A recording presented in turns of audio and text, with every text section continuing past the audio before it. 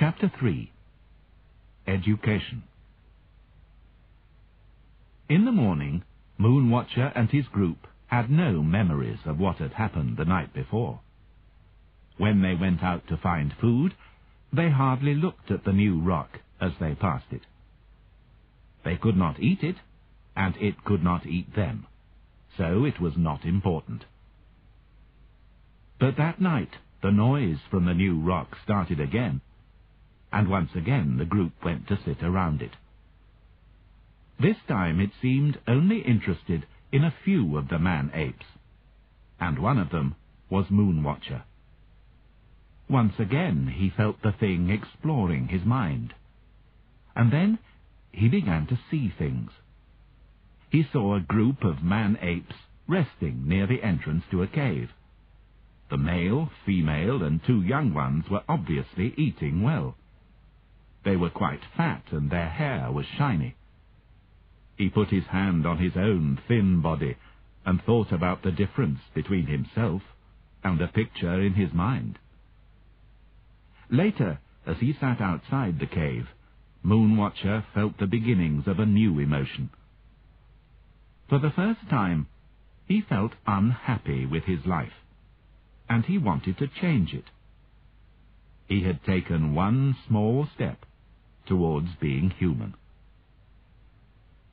Night after night, the rock showed him the 4 man-apes who were eating so well, and this made him feel even more hungry.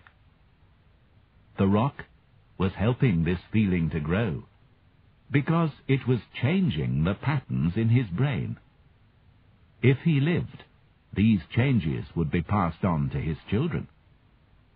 It was slow work, but the rock was patient.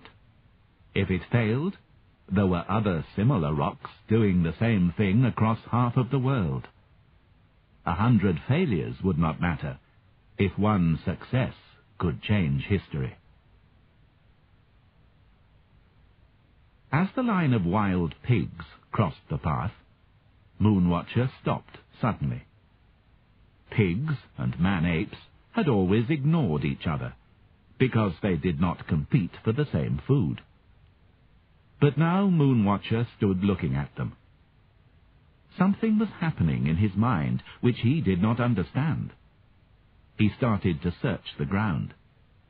He did not know what he was looking for, but he would know it when he found it. It was a heavy pointed stone, about 15 centimeters long. As he swung his hand round, puzzled by the increased weight, he felt a new sense of power. He started to move towards the nearest pig. It was a young and foolish animal, and it felt no fear until much too late. It went on looking for food in the grass until Moonwatcher's hammer ended its life. The other pigs continued to feed, because the murder had been quick and silent. The man-apes scattered round. One of them picked up the wet stone and began to hit the dead pig. Others helped with sticks and stones until the pig was a broken mess. Then they became bored. Some walked away, others stood around the body, and the future of the world waited on their decision.